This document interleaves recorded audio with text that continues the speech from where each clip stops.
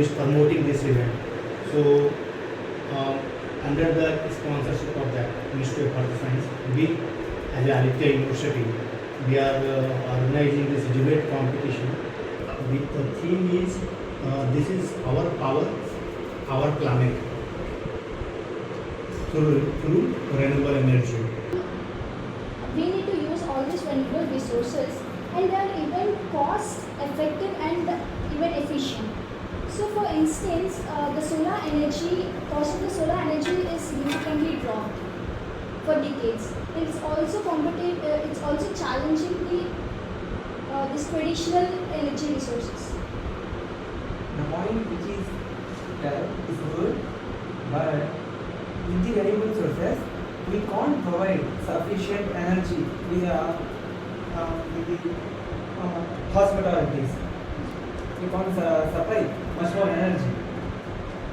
Excuse me, sir. My name is Shiaz I'm not trying to oppose you, but recently in the newspaper, there is an Indian achievement of 50 gigawatts of wind installation, which means a lot of power is being generated, which is clean power. It doesn't have greenhouse effect. It's clean power, and also it's affordable for many people, for many households, and also for companies at large. So I feel that your point is not really valid, because you can prove this with today's newspaper as well. Also, to run the solar industries or further, they have a lot of cost also and less effective. For the being Indian, it will be effect on developing countries. For developed countries, it will be okay for what you tell. For the developing countries, we need lot of energy.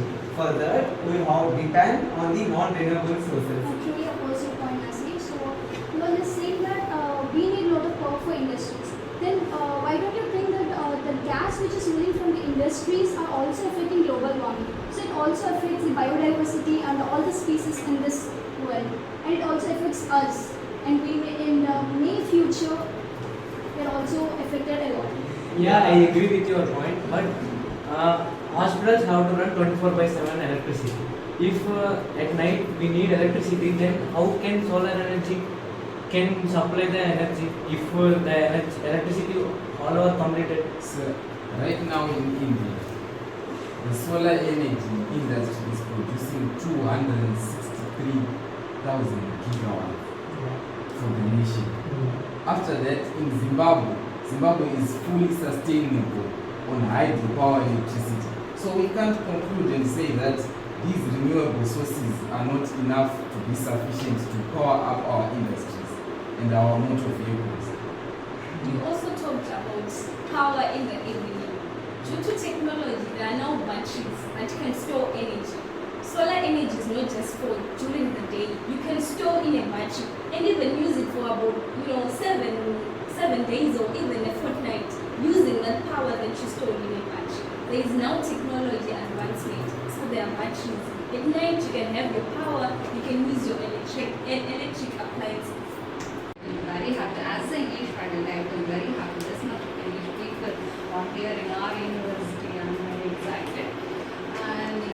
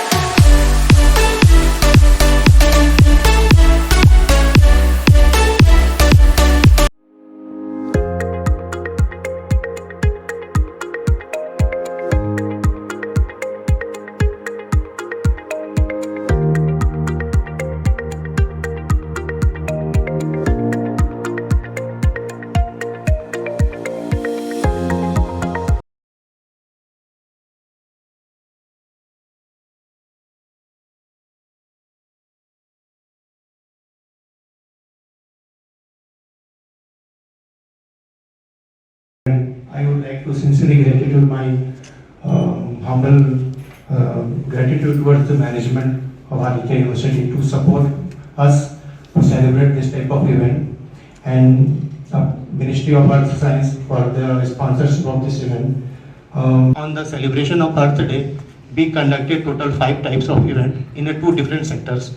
One is for school and another for the university students. For the school, we celebrated drawing competition and poem competition, and for university, we celebrated the event poster, debate, slogan. In this, from the bottom of my heart, I will congratulate to all the participants who actively participated, and my all dear supporting staffs, and Ashok sir, also from the chief librarian and the library staff for their support. Thank you so much, all of you. Thank you so much, sir. Respected attendees on the dais, of the dais, and my dear student friends, good morning all of you. First of all, I appreciate both the coordinators, Jagadish and Tripathi, for making this event in our campus. Actually, with the collaboration of Aditya University and the Ministry of Earth Sciences, we have received some fund and we are organizing this event collaboratively. And really appreciate both the coordinators for initiating and conducted some events.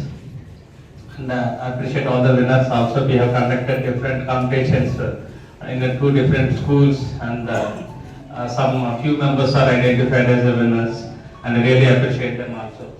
Okay. Very good morning to all. At the very outset, we would like to thank the Ministry of Earth Sciences as well as our own university for sponsoring this event.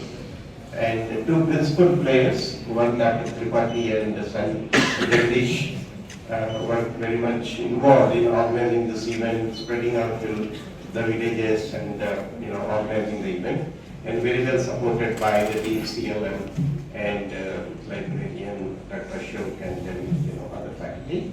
So congratulations to you all, and thanks very much for organizing this event and making it also a very successful event. Okay. అందుకని ఇంగ్లీష్లో మాట్లాడితే మీకు అర్థం. ఈరోజు జరిగే కార్యక్రమాన్ని ఇంగ్లీష్లో earth day అంటారు. ఓకే, అంటే మనం భూమిని మనం రక్షించుకోవాలి. ఎందుకు రక్షించుకోవాలి? మీకు ఎవరికైనా తెలుసా ఎందుకు రక్షించుకోవాలి భూమిని? ఏమవుతుంది భూమి మీద? పొల్యూషన్ తెలుగులో ఏమంటారు? వాతావరణ కాలుష్యం. కాలుష్యం, వాతావరణ కాలుష్యం. సో కాలుష్యం అనేది ఎందుకు పెరుగుతుంది? మన లైఫ్ స్టైల్ వల్ల. లైఫ్ స్టైల్ మీకు మన జీవనం మరి జీవన విధానం వాతావరణ కాలుష్యం పెరిగితే ఏమవుతుంది? మనకి సూర్యుడి నుంచి సూర్యరశ్మి వస్తుంది కదా, సో దానివల్ల హీట్ జనరేట్ అవుతుంది, వేడి, ఉష్ణం. సో ఆ ఉష్ణాన్ని మళ్ళీ ఏమవుతుంది? రోజు మామూలుగా సూర్యుడి నుంచి మనకి భూమి మీదకి వస్తుంది, తర్వాత భూమి నుంచి వెనక్కి మళ్ళీ రిఫ్లెక్ట్ అయిపోతుంది ఆ వేడంతా. అందువల్ల రాత్రి కల్లా చల్లబడుతుంది. ఈ వాతావరణ కాలుష్యం ఉందంటే అది భూమిని వేడి వస్తుంది కానీ ఆ వేడి వెనక్కి వెళ్ళదు.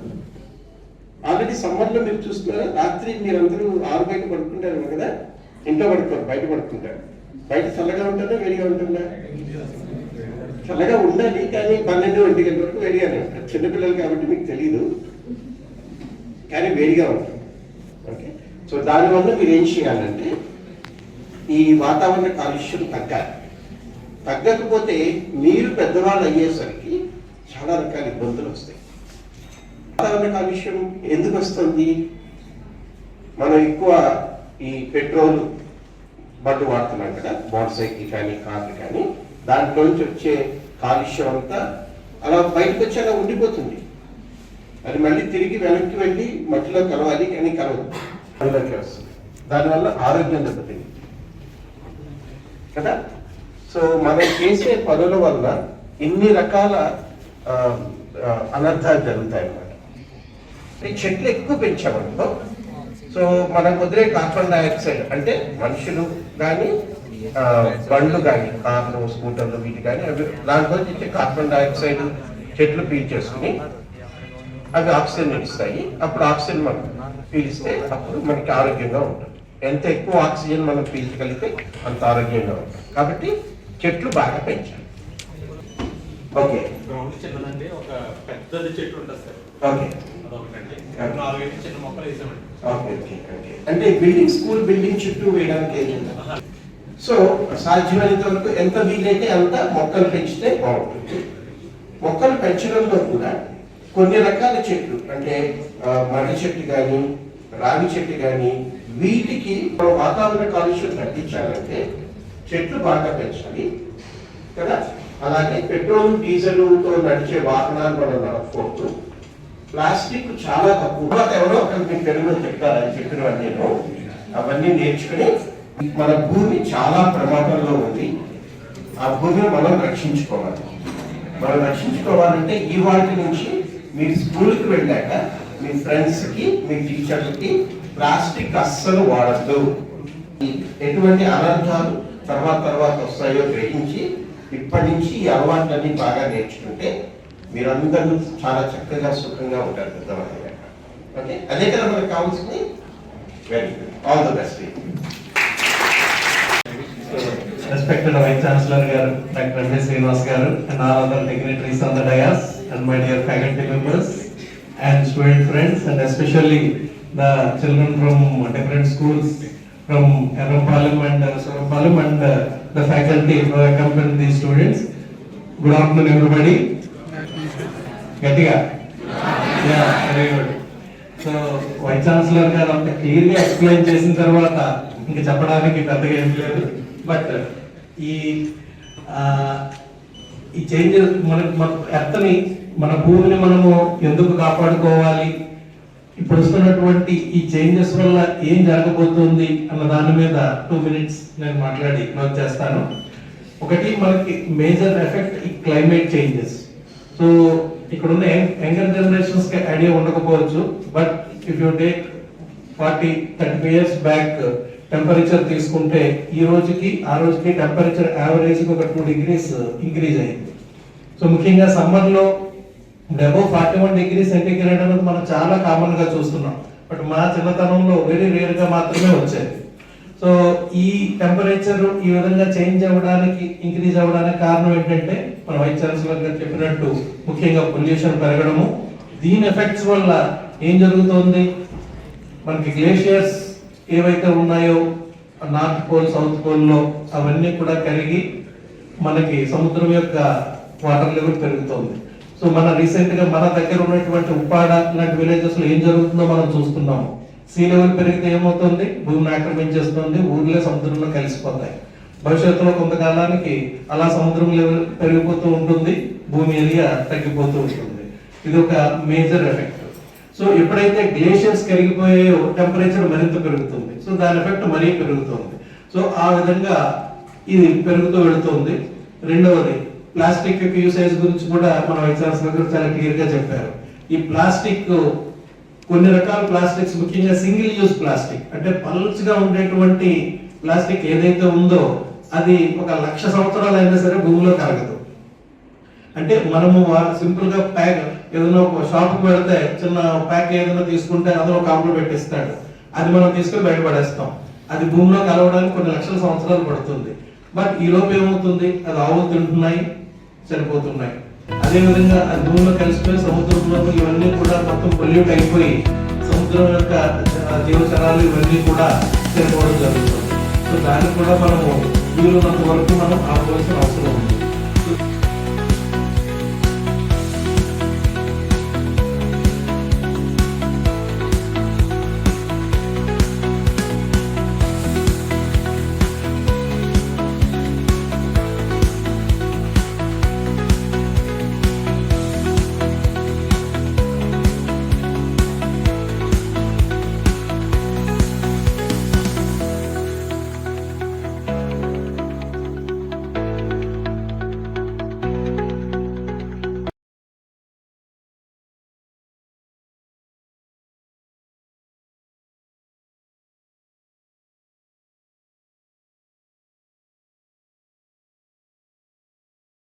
Very happy about this event because it's an awareness to keep the earth clean and to keep the earth happy, as Sir said. He emphasized a great point that I admired about him having a garden. That's very good because reforestation of vegetation is the key. You know, trees or vegetation, they act as carbon sinks. So they avoid the accumulation of carbon dioxide in the atmosphere. Carbon dioxide is a greenhouse gas which can trap heat in the atmosphere and lead to global warming. So it's a good point that he said. Unfortunately, for my other respected board, I didn't hear what they said because they were speaking in Telugu. But I know they were emphasizing about keeping the earth clean and keeping the earth happy. Thank you all. చెట్లు నాటడం తర్వాత deforestation avoid చేయడం చాలా important. మనం చూసాం తెలంగాణలో deforestation ఏ విధంగా జరిగిందని పేపర్ చదివే వాళ్ళకి తెలుస్తుంది.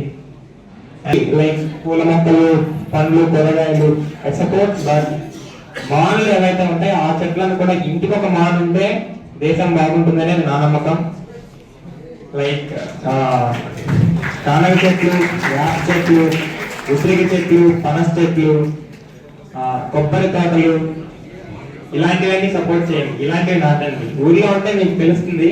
It will not be into existence in the future if we keep on depleting them.